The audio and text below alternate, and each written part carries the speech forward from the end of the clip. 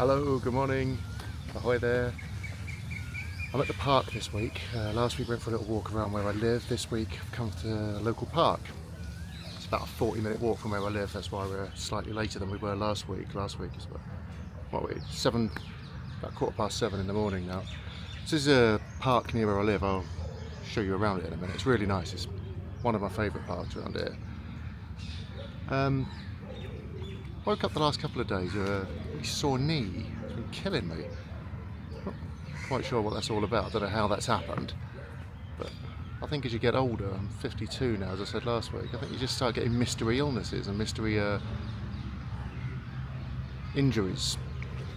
And I don't know how I've done that. About 2 days walking around with it, hobbling around. It's starting to get a lot better now. But I was going to go for a massage on it, but I'm not going to. I don't like them. I had a terrible incident in a massage place in South London once. Went a bit sidetracked already, but I had sciatica, so I went down to this massage place. It was a Chinese herbalist place, and he said, "Yeah, I can fix it." So he gave me this massage, and then at the end he said, "Oh, I'm going to do acupuncture on you now," so which I didn't really want him to do. So he did it. Put these pins all over me, and he laid me face down on this table. Then, this isn't a joke, by the way, it sounds like I'm telling a joke, I'm not. Then he put electricity through all the needles. Then he said to me, and he was tiny, this fella, then he says to me, "I'm going to grab your ankles and lift them above my head." And I said, "Don't do that, I've got really heavy legs." He was only tiny. I said, "Don't do that." He said, "No, it'll be fine, it'll be fine." So he went to the end of the table, he grabbed my ankles, he lifted them up above his head, and all I heard was this crack. And I thought, that's my back, he's put my back out. Then I heard this terrible scream, like, "Oh!" And I thought, what the hell is going on? I looked behind me, it was him, it was the Chinese fella, holding my ankles above his head, and he'd put his back out. He'd put his own back out, lifting my legs up. So I'm stuck now in like this, angle, with him holding my ankles, crying out. And he starts shouting out, "Nurse, nurse," or whoever. This nurse woman, she comes running in. She had to get me off the table. Then they tried charging me £25 for it, which obviously I'd love to say I didn't pay, but I did. But yeah, so I don't like massages, so I won't be going for one of them. But it got me to thinking that the only other time that I've ever woken up, or I've known people to wake up with ailments or injuries that they don't know how they got, was from drinking.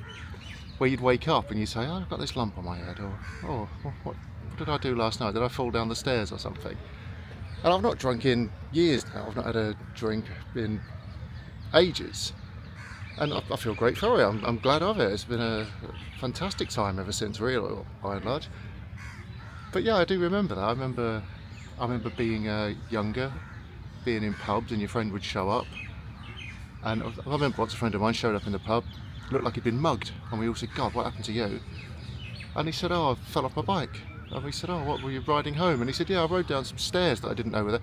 He'd gone to someone's house. It was at the top of a flight of stairs. And when he left, he just didn't know they were there anymore. He rode down the stairs and smashed his head in.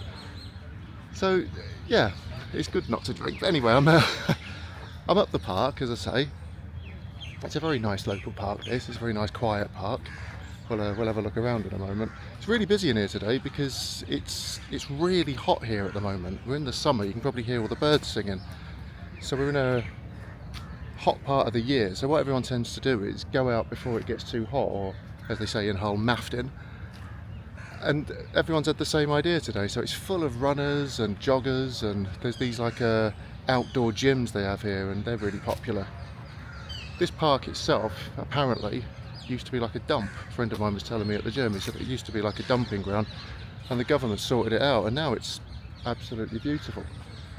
But yeah, as I say, I've got to thinking about drinking and why I stopped. But then you can't really talk about why you stopped drinking without talking or thinking about why you started drinking, and it's quite a possibly interesting tale. I don't know. But as I said last week, I've got recently diagnosed with ADHD, which is why I go off at so many tangents, hence that little story at the beginning there.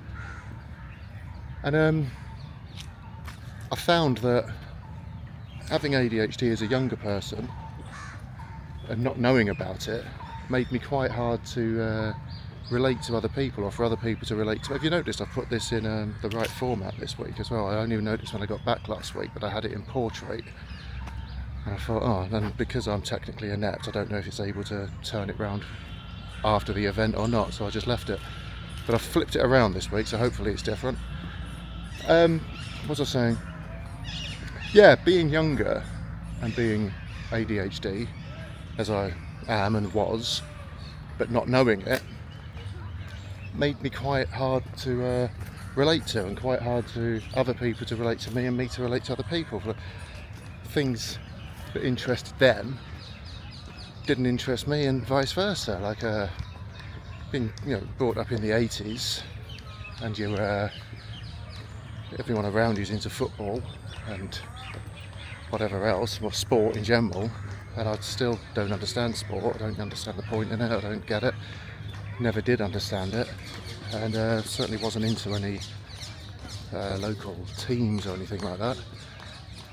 And so it became really difficult. And the films I was into and the music I was into wasn't what they liked I was into. So it was a very difficult time. Not trying to say, oh, poor me. Hey, man. So you go through your teenage life like that, thinking, oh God, I'm really weird, or got no connection with anyone really. And didn't really know what to do about it. I was thinking, well, there was no internet then, there was no people to talk to, there were clubs, but couldn't really join them because all the kids in them were into football and things I didn't like. So I had no idea what to do. And so, unfortunately, you sort of, or I did, you start meeting people that are slightly older than me, because I was so much bigger than most people my age. It was quite easy to make friends with people who were in their sort of 10, 20 years older than me, who, looking back, probably weren't the best people to be hanging around with, and they all drank. And so there was this whole thing, because it was the 80s, of when you're going to have your first drink, oh, let's get you down the pub, or... And that was encouraged at home as well. It was, well, you're getting at that age now, it's time to get down the pub, it's only normal. So I did. I went down the pub, had a few pints, and loved it. Absolutely loved it. And all of a sudden, my mind settled down, and I still didn't like football, but my mind settled down, and I had this silence, this peace in my mind. I was like, oh, like a relief, like a weight taken off. And I was like, this is brilliant. Why didn't I do this before? And all of a sudden, I could get on with people. I could talk to people. I was interested in them. They were funny. I was funny. I could talk to people. I could suddenly tell jokes. I could make up jokes. And it was great. And I was like, oh. And then bizarrely, maybe because I'm so big, I don't know, but I got, and this is a terrible thing to say, but good at it. So older people than me would start commenting on this, saying, bloody hell, for a young lad, he can drink about 9 pints, this kid. It was the first time in my life I actually felt like people were saying I was good at something. They were saying, oh yeah, good lad him, yeah, bloody hell. I remember someone described me once to a friend of his, nice lad Dan, good drinker. And as if that's a great thing to say about a 16-year-old kid. But it was just so actively encouraged, and I loved it. I thought, this is absolutely brilliant. It was. I'd love to say it was like a horrible. Oh, good. Seat again. A horrible downhill roller coaster of horror, but it wasn't. It was absolutely bloody brilliant. I had what I thought were friends. I had a circle of people, and I had somewhere to go. All of a sudden, I had somewhere to be. I was like, oh, down the pub. And you could drop it into anecdotes at work with your mates. Oh, I was down the pub the other night, me and my mate down the pub. And you think this is absolutely fantastic. You're like, oh yeah, great. And it sort of was, but it's a fake fantastic, and it's a phony fantastic. It puts me in mind of, looking back now, a bit like the Wizard of Oz. When the gang, I forget what they're called now, Toto and Dorothy and the Tin Man, when they go to see the wizard, and they get there, and he's the big, I think he's like a great big head, isn't he, talking to them, and he's like, oh, I'm the Great Oz, and he's talking away to them, and then, I can't remember which one of them it is, goes over to the curtain, and pulls the curtain aside, and he's just a little old man, turning some wheels, and pulling levers and whatnot, and he's not a great wizard at all, he's just a big phony. And actually it quite makes me laugh, because whenever they see him behind the curtain, he goes, pay no attention to that man behind the curtain. It's quite a good joke. But it reminded me of that, when you start seeing the fakery of booze and your mates down the pub, and the nonsense that, you know, as you start looking at it with an older head or a soberer head, you start seeing like, this is nonsense. I don't want to swear, but this is just nonsense. And your mates down there are only your mates in that environment. You don't exist outside of that environment. You're quite important to them in that environment. But it's also important that you don't stop drinking. If you turn up to there and start... I've been there before. Sat in the pub with my mates. A fella walked in that we knew, walked up to the bar and said, this was in the 80s. He said, I'll have a pint of orange juice, please. And it was almost like he'd walked in and said, hello, I'd like to start throwing hand grenades around the pub, please. There was this like, do you know that? Yeah, he's not drinking. So one of them called over, like, hey, what's the matter? Because they needed some kind of confirmation. It's like, what, he's not stepped out, has he? He's not left. He's not. I need a confirmation of this. So I said, what's the matter? You all right? Are you ill? And he said, no. And another one went, you going to court? And he said, no. And then he said, I'm on antibiotics. And there was this, phew, he hasn't stopped. Oh, and it was like, it was okay for him to come over then and join. Like, hey, come over, yeah, no problem at all. We know it's only a temporary bit of madness that you're doing here and not doing this. And it's horrible, and I've seen that so many times. When I quit drinking, when I first did it, I decided I'd still go to pubs, which I rarely do now. There's nothing there for me. But I decided I'd still go down the pub. And I went to a local pub, and there was a friend of mine who was a hardened drinker. But I got on really well with him. And I went, it's really getting warm now. And I went up to the bar, and I said, hello, what would you like to drink? And he said, oh, lovely, I'll have a pint, please. And then I ordered my drink, and I said, oh, and I fancied a tomato juice. I said, I'll have a tomato juice with a bit of Worcester sauce in it, please. And he said, well, I think you're forgetting the most important ingredient there, aren't you? And I said, oh, no, I know what he meant. And he said, come on, he said, put the vodka in it. And I never drank vodka anyway. And I said, no, I've stopped. And he was horrified, and he said, oh, I've heard about this. He said, I've heard you've done this. Someone else told me. So obviously it was like, talk of the town. And I said, yeah, I've had enough. I don't do it anymore. I don't like it. And he really let me have it. And he said, I've heard about this. I don't like this. I don't like what you're doing. It's not a you that I like. So, and I hate to say this, but I said, well, it's who I am now. It's what it's what I do. If you don't like it, I won't be drinking with you anymore or seeing you. And I never saw him again. And I don't care. It's not like I'm like, oh God, I miss that bloke, because I don't really, because as I say, you only exist in the pub, don't you? And he's never got back in touch. I've never spoken to him again. We both moved on with our lives. I don't live anywhere near him now. And so, yeah, it's oh dear, aggravation in the park. It's a shame, but it's just a load of phonery. I was in another pub once, and I got sort of friendly with a group of people in there, and there was this, like, they were dying. These people were dying, like, they were older than me, but not much, and they were all drinking themselves to death. And there was this machismo about it. There was this genuine machismo about it, where they'd talk about their friends that had died like Spitfire pilots would. Like, oh yeah, we don't all make it back. We all go out, we don't all make it back. We haven't all got the right stuff. They didn't talk like that, it was in Yorkshire. But you know what I mean? There was this sense of, yeah, well, it's this lifestyle, you choose this lifestyle, and we don't all make it through, but here's raise a glass to them. And they'd raise a glass to them the day they died and never really talk about them again. They were gone. You're quite literally dead to me. So that would be the end of that. But I remember once we were sat there, and one of them mentioned this old fella, and they all sort of shuddered and said, oh, terrible, terrible business that. And I said, oh, what happened to him? And they said, oh, he was a great bloke. He was a lovely, lovely man, and he died. He died a little while ago, about 6 weeks ago. And I said, oh, what happened? And they said, well, it was shocking. He was found in his hallway in his house.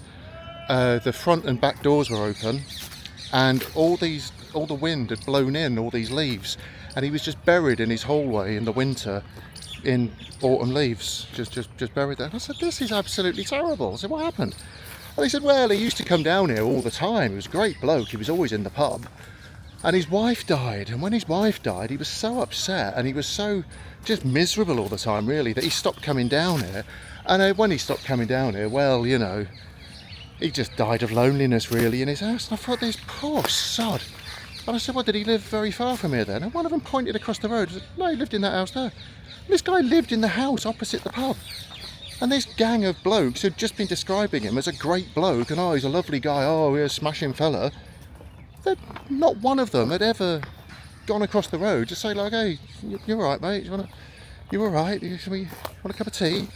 No, they didn't, because he wasn't in that environment. If you're not in that environment, you're dead to them. So you've already died once you've gone out of that environment.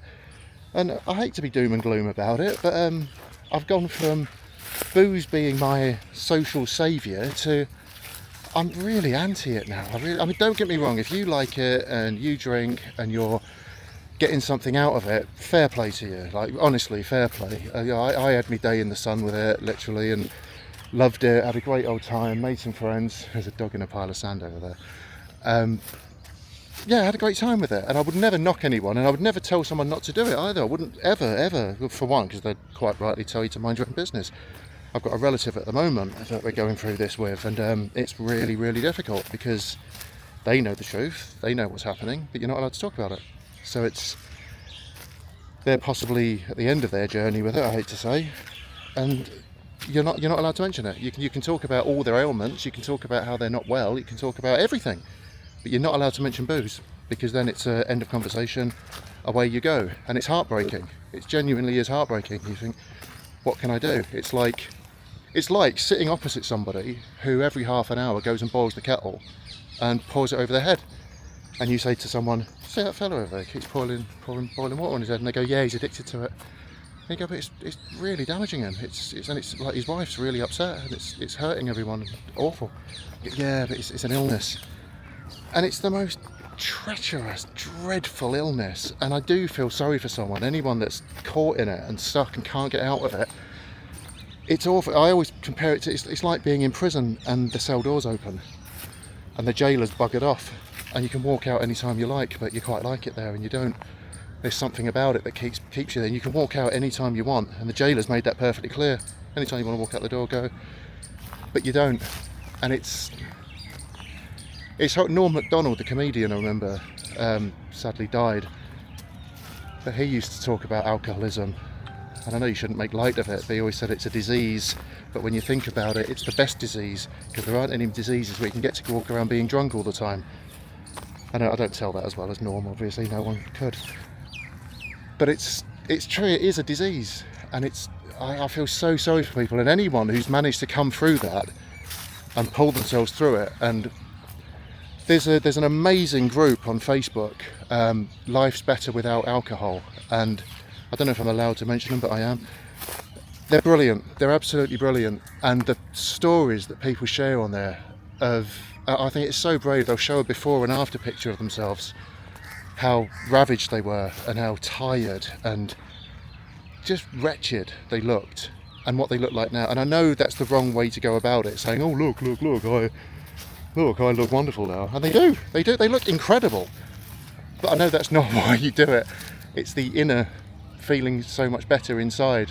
But as a sideline, the aesthetic side of it is incredible. And when you look at what this poison does to people and the ravage that it puts them through and the wretchedness, and how just by stopping, just stopping doing it for a few months, some of them, it's literally like, I think some of them put pictures up saying, oh, it's been 30 days, and they look like a different person. It's incredible. The guy who runs it puts pictures up all the time of what he looks like and what he used to look like, and his dad, he's tragically lost his dad very young through booze, And it's so inspirational. Yeah, I'm sure life's better without alcohol. Have a look at it. If you're in that situation and you're trying anything to stop, anything helps. Anything that's well intentioned, I think it does help. I mean, as I say, that's why I started. That's why I started drinking anyway. Was because looking back, having ADHD and not knowing it, and I don't think it even existed then, or if you know what I mean. It did exist, but nobody spoke about it. You were just a weirdo, which possibly still am and was anyway. But that's what got me into the drink, and then I stayed with it for most of my adult life. I stayed drinking, and I remember having this really weird relationship with alcohol. In that, if somebody mentioned alcoholism, I think because I was brought up by my grandparents, and they were born in the 30s. And so to them, the idea of an alcoholic, and it wasn't their idea, this is literally what they would say, because they both drank, but they would never consider themselves alcoholics, and neither would or did I. But they drank regularly. But their idea was, if you didn't drink before pub opening times, you weren't an alcoholic. So they'd say that quite a lot. They'd say, oh, bloody hell, my mate Chrissy, who drank himself to death, my mate Chrissy, oh, he's in a bad way, oh, he needs to look after himself. And you say, oh, why is that then? And say, well, I went round to see him around at his house, and he was drinking at 10 in the morning. And you think, well, and at the time I'd say, God, that's bad. You look at it now and I think, well, you were drinking at 11. So that 60 minutes made all the difference between not being an alcoholic and just being a casual drinker who likes a pint. Well, I like a pint. You know, obviously, I've worked all week, and that was the way it was. It was, if you've been working all week, and what are you going to do? You're not a monk. No, you're not a vicar, are you? You're not going to just sit around reading the Bible or something. You've got to get down the pub. And so, that's not just me. That's most working class people from this part of the world. Not this part of the world, from where I'm from. And English, Irish, Scottish, that's the way you're brought up, isn't it? There's this drinking culture. There's this, not a cafe culture like they have in nicer, possibly, societies.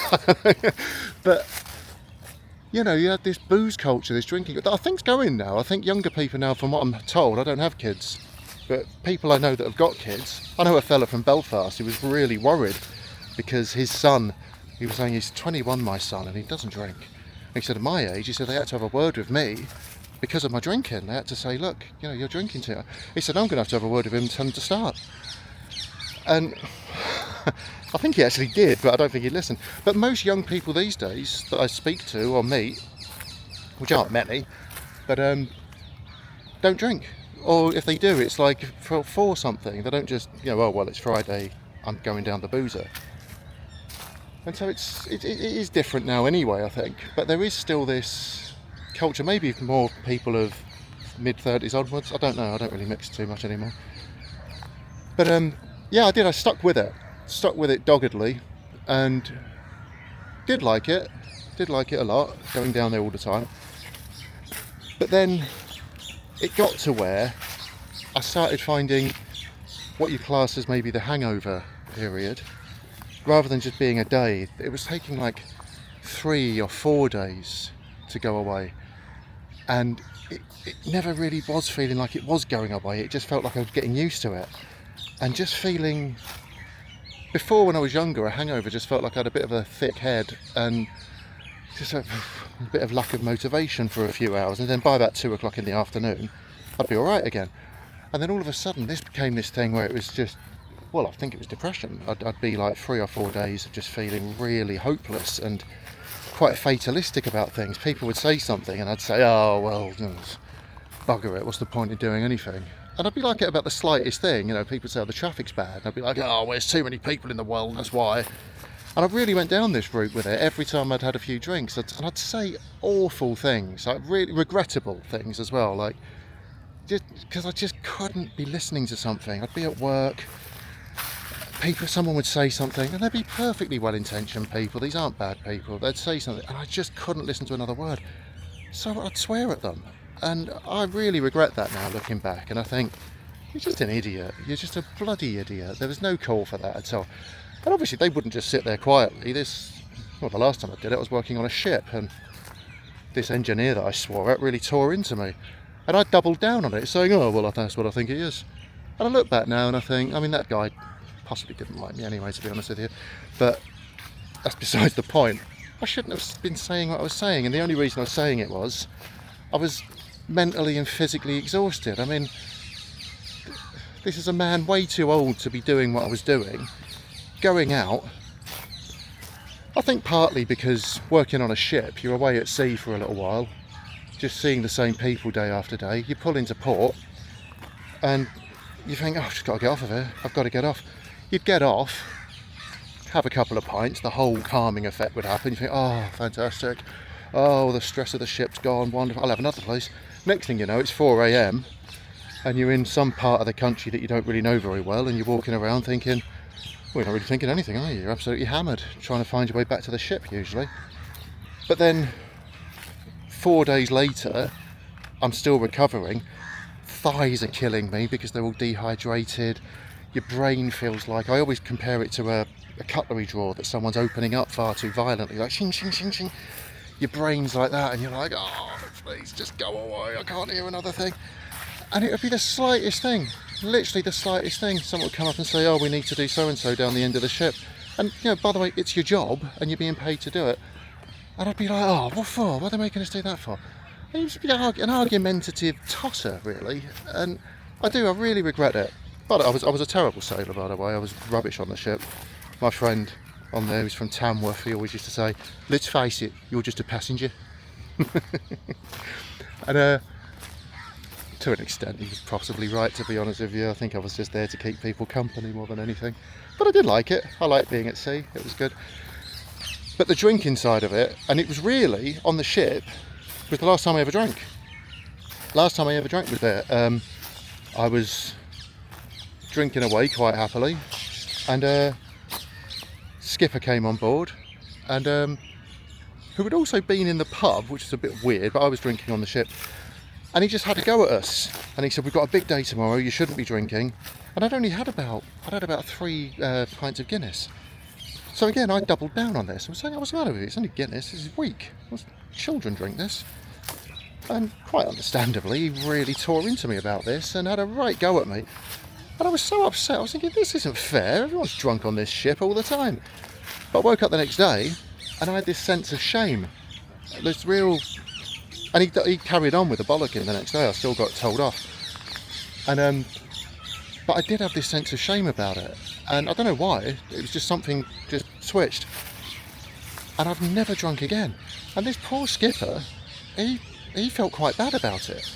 And so a few days later, he asked me to come down to his office and he said, I want you to go out to the pub with the lads tonight. And I said, oh, thanks very much, but I'm not going. And I think he thought I was just being belligerent again, and I wasn't. I couldn't do it. I was like, no, I don't want to do it. And I think it's not like it was a switch as in I was never thinking of stopping drinking. It was coming. It was a long time coming, but it was coming. But for me, that was the push. It was just this little bit of shame added to it, this telling me off in front of people when I was sat on this sofa, and it just made me feel like this dosser, just sitting there like, oh, sorry, Skip, sorry, Skip. And I've never drunk again. I've just never touched it again. Maybe it was like some weird psychological thing that switched, and I've never drunk. But I do remember back then when I used to get back to the ship for like 4 a.m. and feel wretched, you know, lying in my bunk, which are too small for someone of my size. And it was just awful. You'd wake up and the ship's rocking a bit, and the noise of being on a ship, you'd be like, oh God, what have I done? Why have I done this? And then for no reason at all, and I would do this every time, I'd think, oh, check your online bank balance. Have a look at what you spent last night. And my brain would be saying, don't do that. Not now. You've literally just woke up. But there'd be this thing in my head saying, no, go on, have a look. Have a look. Like this masochistic demon in you going, go on, I want to hurt you a bit more. And I would. And it was like, I always felt like it was like a criminal returning to the scene of a crime, going through my bank balance. And you'd be like, oh yeah, look at that, yeah, started out in the feathers, had about 3 pints in there, then you scroll down a bit more, like, oh, I'll have a look at that, yeah, then I went down to the grapes, oh God, I had about 5 in there. You'd go on and then you'd be like, oh, look at this, it's 3 o'clock in the morning and I'm in this club. What was I bloody doing in there? I don't even remember it. And then, oh God, 2 in the morning, I was eating a kebab. What the bloody hell was I playing at? And oh, no wonder I'm so out of shape and feeling terrible. That's what it was like, and I would do this on a regular basis.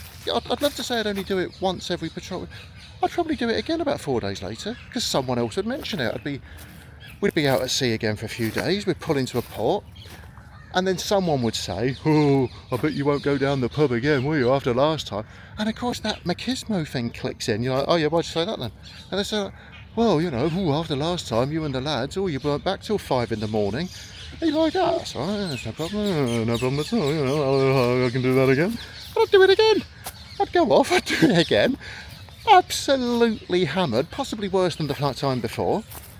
And then come back, and then again, spend another few days on the ship, sulking. Walking around, I don't know what I did, I hate this job. Sometimes I wondered, did I hate that job, or did I just get myself so drunk most of the time that I was walking around in a depressed fug? But who knows? Who knows? But I did it a lot. I certainly did it a lot. And then I stopped. And it wasn't brilliant. It wasn't like I stopped and thought, oh, a breath of fresh air. It wasn't like that at all. There was a sense of like, right, okay. At first I noticed the money. That was great. I noticed the money. The first time I got paid after I'd stopped drinking, I felt like I'd had a pay rise, because effectively I had. And I was like, hello, that's a bit of extra cash.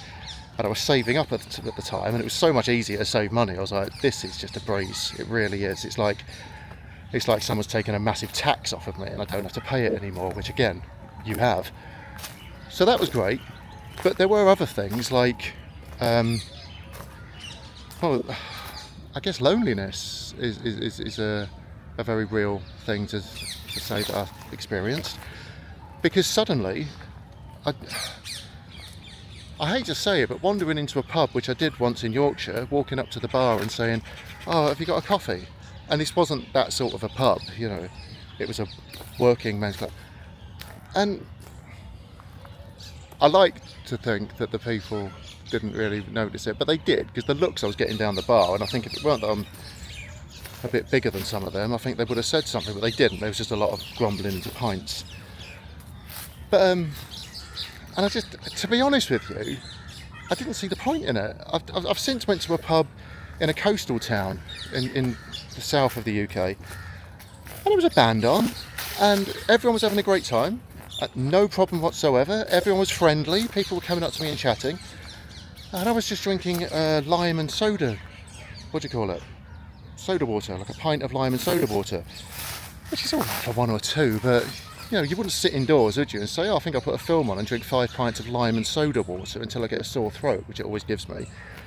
So I was having like just a couple of them, and people were coming up and chatting, as they often do, and it was quite nice. But it was like listening to a radio on a different frequency. And I mentioned this last week about frequencies, and I've got no scientific I've got no learning of any kind. I barely went to school. I wonder why that is. And ADHD at school's great, and especially when no one knows what it is and they just call you Danny Daydream because you stare out the window all day long. But anyway, back to my point, which I've probably lost.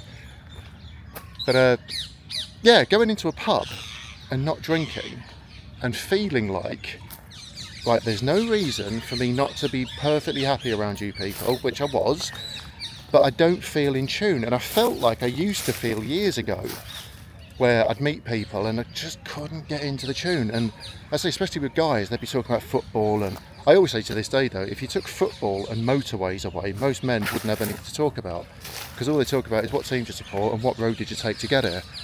And I rarely know. And you know, they'll say, how did you get here? And I say, I don't know, I followed the sat nav. And they look at me like I'm just some kind of an idiot. They're like, you are? I say, I just followed the sat nav here. And they're like, oh, you take the 04207? No, I think you're fine at this time of the year. And I don't care. I really don't care. I'm like, oh, the traffic jam's a traffic jam. And just sitting there. Whatever, but they don't like that. And then they might say, you know, what are you, Spurs? Or, you know, who do you support?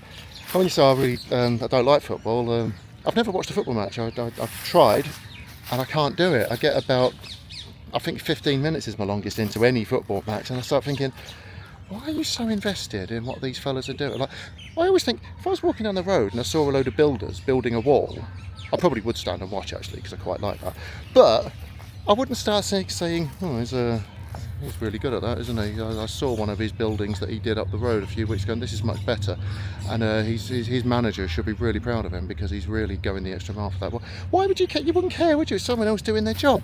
But football, I think it's tribalism, isn't it? I think it is, yeah, it is. It's tribalism. You emotionally attach to something, which I'm not able to do, so it's my failing, not theirs. But I don't like it. And yeah, talking about frequencies. Sorry, I went off track again there. I think that everyone has a frequency, and I think everything has a frequency. Like, you know, this tree here has got a frequency. Everything's. I know I sound like an old hippie here, and I have no learning in this. It's just what I think.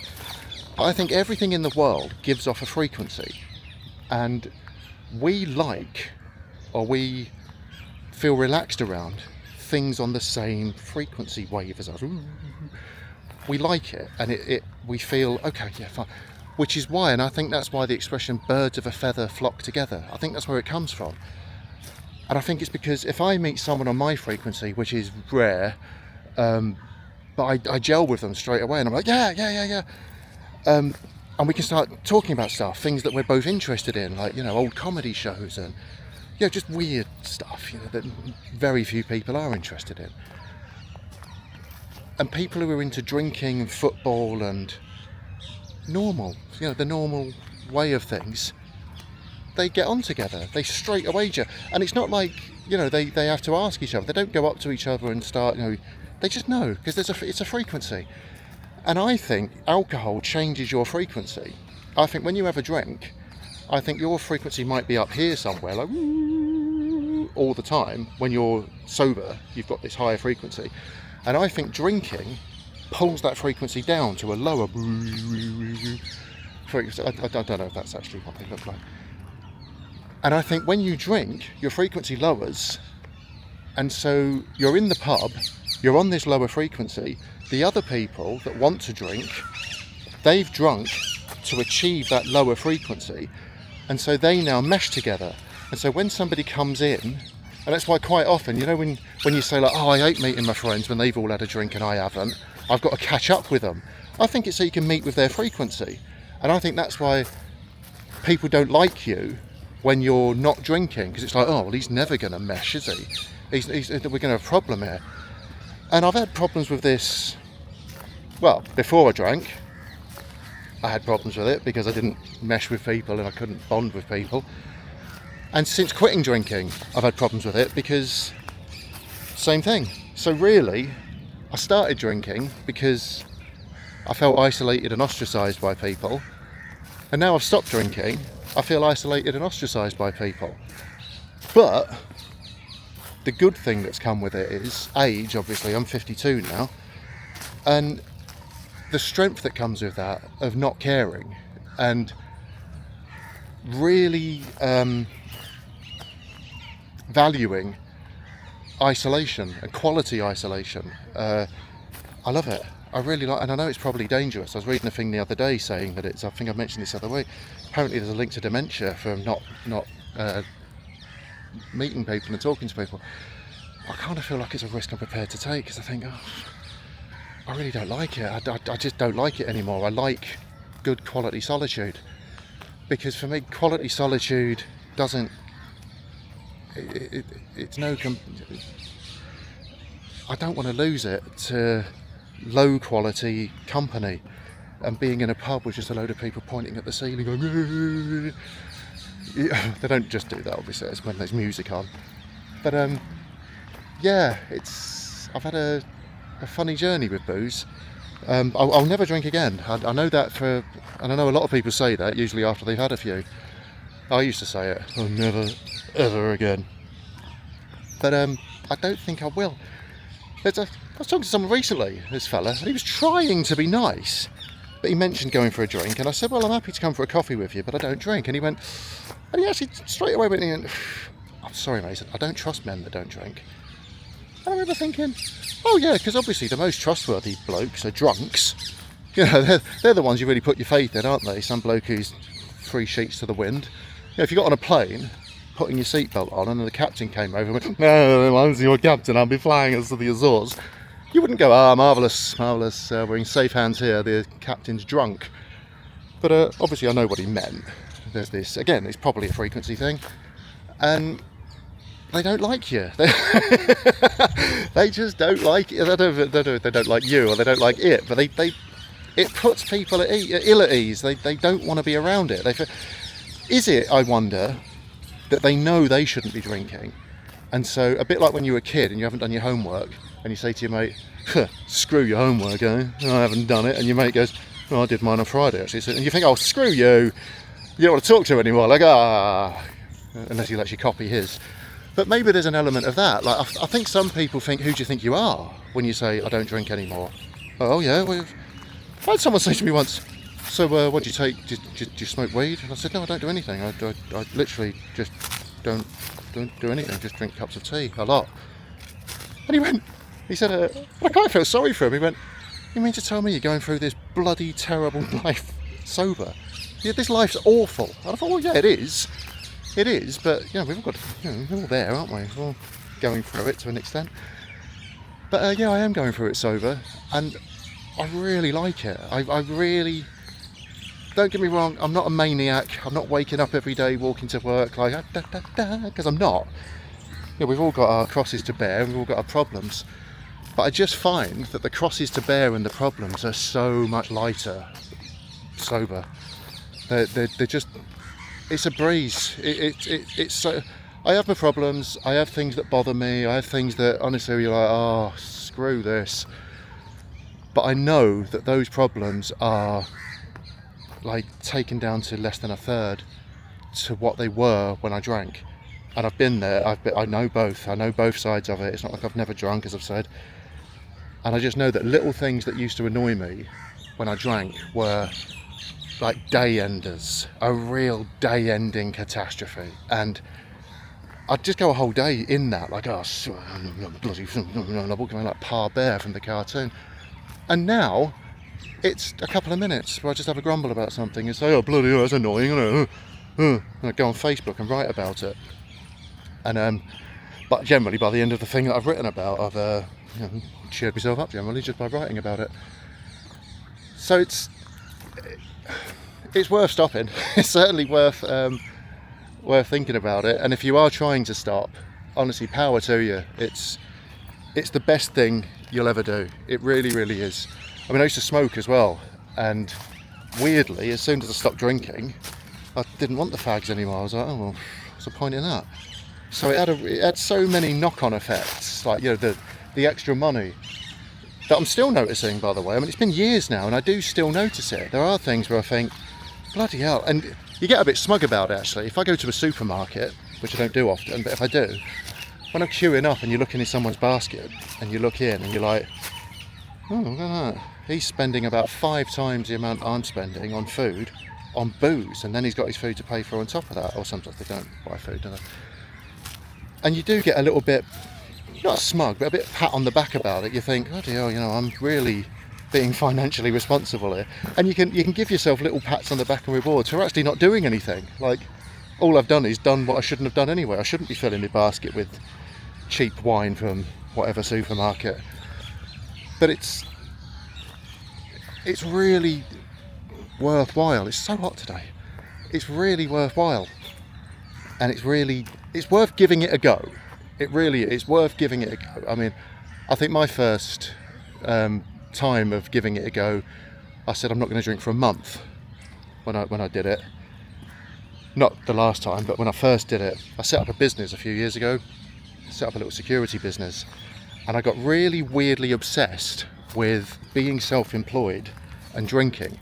And I had this weird, all self-imagined, but I had this thing that I didn't ever want someone to call me up about work and to be in the pub or to have had a drink, because then I thought, oh, people are so bitchy. I thought, if I do that, then word gets out like, oh yeah, if you want to speak to Dad, he'll be down the pub. So I stopped, and stopped for about 2 years. And I really liked it, but I just did that month at a time. And that really helped. That really made it easy. I was just like, I'm just not going to drink this month. And every month when the invoices came in, I'd sort of use that as the mark. I'd be like, okay, well, all my invoices in, they're all paid. This is my money. I'm not spending it in the pub. And I didn't. And I went on for 2 years like that. And it wasn't until I came out of being self-employed and went back to working for people that I started sort of creeping back into the pub again.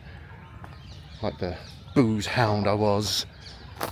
But yeah, so I know for a fact I'll never do it again. I'm too old for it now. It's a young man's game, surely. But I've had enough. I've had enough of it. And if you are trying to stop, honestly, best of luck to you. I really, really wish you the best of luck with it. And it is the best thing you'll ever do. You will have moments with it afterwards where you think, oh, I really want to have a drink here. And there'll be moments where social scenes are difficult. You know, I'll be totally honest with you. You do have to completely change your own social scene mind, because it's difficult. It really is. And there's a bravery that comes with it. And there is a sense of bravery to walking into a room where you know you're going to be expected to drink. And there's going to be this thing where if I don't do it, these people aren't going to speak to me. And this will be the end of it. And so I've got a choice here. I can go and give in and go, oh, you know what, I'll just have a beer. I'll just have the one beer. Fine, it's fine. And it is fine. It is fine. It's totally fine to do it. But you'll know in the back of your mind, I didn't want to do that. And that's a hard beer to drink. The one you didn't want to drink, the one that you feel was forced down your neck. And for me, there's a sense of loss of pride. There's a sense of, I did that through fear. I did that through being bullied into that because I didn't have the heart to say, I don't want to do what you guys are doing. I don't want to fit in. It's really difficult, but I do it knowing these people will never speak to me again. This is it. But to be fair, the few people that have spoken to me afterwards, when I've said, yeah, no, I don't really want that. I don't want to do it. The ones that don't mention it, that's always a telling point as well, actually. If you walk into a room or a bar or a club or whatever, and there's booze, and you say, no, I don't want one. The ones that just don't mention it and go, oh, okay. They're generally, they're your people, they're going to be fine. The ones who question it, or do you not drink at all? Or do you never drink? Or they start trying to help you. They say, I had one a little while ago, he said to me, oh, you driving? So I just lied. I went, yeah, I wasn't. And he said, oh, well, actually, you can have one. And I said, oh, well, so I lied. I went, oh, I've had one already. And he said, well, you can have two, actually. I was like, oh, okay, is this just going to keep going up, is it? Every time I say, well, I've had two, well, you can have three, actually. So then I just told the truth. I said, I don't drink. I just can't be bothered to talk to you about it. But I don't drink. And he physically just turned his back on me and walked off. Like, and you think, oh, I don't really care. They're not your tribe. They're not your... as I say, the vibe attracts the tribe. And they're not your people. So screw them. Either... For me, I found being on my own is great. I like it. I do things that I like doing on my own, reading and stuff. But the people that I meet that don't question it, or that have had a similar journey, and when they say they don't drink, there's a kind of a silent understanding, like, we've both had a few drinks, haven't we? we've both had a bit of a messy background with this, and you don't talk about it, and it's beautiful. And just anecdotally, every now and then, it comes up and it'll be like, oh God, I remember when I was in this restaurant and I was so ill, and you're like, you've been there, we've been there before, we don't need to do it. And you don't discuss it, and it's wonderful, and it's really nice. And so there are good moments of it, there are good links, they're just fewer. They're fewer. But I think better things aren't they? Aren't precious things rarer? Isn't that a better thing? I think. Walking into a pub with a load of cross-eyed people with their mouths hanging open like some Hogarthian painting. I don't want that. I can't be bothered with it. So yeah, I'm happy not to drink. I'm perfectly happy. I won't be drinking. I'm down the park. It's really nice. I've been up since earlier than I should be, but only because I get up early anyway. And it's just so nice. You get to choose. If you don't drink, you get to choose, do I like night times or do I like mornings? And I really like mornings. I get to come down here, I get to walk around the park down here. There's a nice little dog just walking around over here that I'm going to show you now. Where is he? There he is. He's not bothering anyone. He's just out here waiting for his breakfast probably. Hello. Oh, you got your friend in a bush over there. Hello, how you doing? Oh, have you had a busy night, you two? Oh, bless you. It's going to be warm today. Make sure you get lots of water. Pop that back again. It's a beautiful park, this. There's tons of dogs in it, but they're all really calm. They're all really chilled out, all very friendly. Don't need to have your heads on a swivel walking around here. It's a really nice park. I've just spent the last God knows how long just walking around this one little patch of it. It's a massive park, and I feel a bit ashamed of myself that I didn't walk around much more of it, to be honest with you. Maybe next time. Actually, next time we'll go to a different park. There's one up the road that's got deers in it. Really nice park. We'll go there nice and early so we don't bother anyone. And we'll see the deer. And there's a great big lizard on top of a roof I like looking at. So yeah, we'll do that. I think we'll wrap this up now. I think we've done enough booze chat. And thanks for tuning in. Glad we got the screen round the right way. And remember, until next time, walk tall.